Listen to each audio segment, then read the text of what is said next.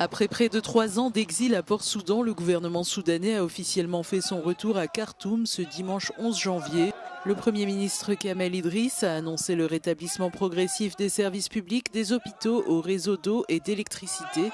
Khartoum, ravagé par des années de combat, voit revenir plus d'1 million de ses habitants sur les 3,7 millions qui avaient fui depuis le début de la guerre civile en avril 2023.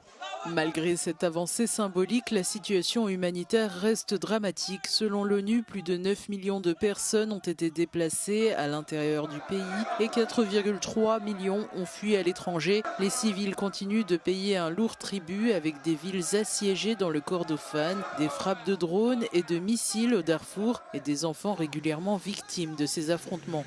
Les femmes et les filles demeurent particulièrement exposées aux violences sexuelles généralisées. La crise alimentaire touche désormais plus de 21 millions de Soudanais et les ménages dirigés par des femmes sont particulièrement vulnérables. L'aide humanitaire peine à suivre. Seuls 36% des 4,2 milliards de dollars demandés en 2025 ont été financés.